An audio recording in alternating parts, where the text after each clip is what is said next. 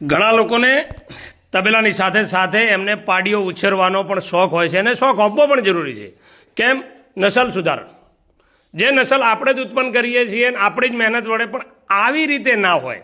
જો તમને વાડો કરવાનું જ્ઞાન ના હોય, જો તમને વાડાની દ્રષ્ટિએ કોઈ સમજ ના હોય, હવે આને વાડો ના કહેવાય, આને કમ્પાઉન્ડ કહેવાય. પાકું તળિયું નાહવા માટે પાણી ભરેલું છે અને એકા બીજી પાડીઓ રમત કરીને એક પાડીને ગમણમાં ફેંકી દે. એટલે કહેવાનો મતલબ કે પહેલાં પ્રથમ તો તમારે ગમણ કેવી કરવી, એ ગમણ કર્યા પછી એને નેજે પાકું તળિયું રખાય જ નહીં. જો વાડો તમે કરવા માગતા હો તો પાકું તળિયું રખાય જ નહીં, જો તમારી પાસે જમીનની વ્યવસ્થા હોય તો.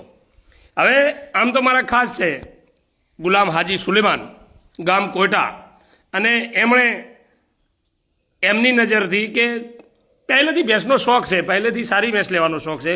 એવું નથી કે મુમણ છે એટલે કે 40 50 60ની લેતો છે, પણ ના, 1 20 1 30 1 40ની ભેંસ સારામાં સારી લે છે અને 5 વર્ષથી મારાથી પોતે સંકળાયેલા છે. પણ કહેવાનો મતલબ કે મિત્રો, જો તમને આટલું બધું મોંઘું પશુ લેતા હોય, આટલું બધું મોંઘું દાણ ચારતા હો, પૂળા ચારતા હો, અને તો બી તમને આટલી બધી જો કેળવણી કરતા ના આવડતી હોય તો પછી આવા વાળા આવી ગમેણું કરાય નહીં, જો સમજો તો.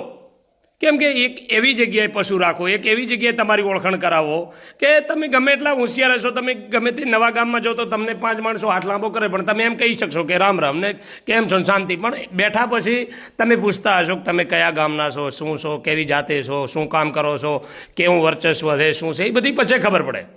એવી જ રીતે જો પાડીઓને ભેંસોને તમે એક વાડામાં રાખતા હો તો એ ભેંસો પાડીઓને તમારે મિનિમમ 5 થી 10 દિવસ તમારે નજર રાખવી પડે. કેમ કે જેટલી ઘડા એમની ઓળખાણ નહીં થાય ને એટલી ઘડા એ સંપીને નહીં બેહે, એ એક બીજી જગ્યાએ શાંતિથી નહીં રહે, એક બીજી જગ્યાએ શાંતિથી ચારો નહીં પકડે. એટલે પહેલી પ્રથમ તો તમારી ફરજ આવે છે કે જો તમે વાડો કરતા હો, ખુલ્લી રાખવા માગતા હો, તો નવી નવી જગ્યાએથી ભેંસો આવતી હોય છે એની પહેલી ઓળખાણ કરાવો. ઓળખાણ કરાયા પછી એની ઉપર નજર રાખો.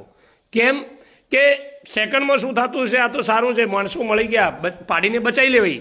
કેમ કે એ તો જેણે ખોયો હોય એને ખબર હોય કે આપણું રતન શું હતું, આની રતનને કઈ રીતે નખામાં મેલ રાખી અને કઈ રીતે તૈયાર કરેલું. એટલે પાડી બચી ગઈ, માણસો આવી ગયા, ગમણ કેવી છે, નીચે કેવું તળિયું છે, કેવા પાણીમાં તમે રાખો છો, અને કેવી રીતે તમને એમ થતું હશે કે આ તો આનંદ કરશે, પાણી છે, ખુલ્લી ફરશે, મજા કરશે. પણ ના, પહેલાં પ્રથમ એનું મન લગાડવું જરૂરી છે, પહેલાં પ્રથમ એને ત્યાં સેટ કરવું જરૂરી છે. મિત્રો, વાડાની જવાબદારી અને પાકા તળિયાની શું હોય છે એ માધ્યમથી. જય ગોગા.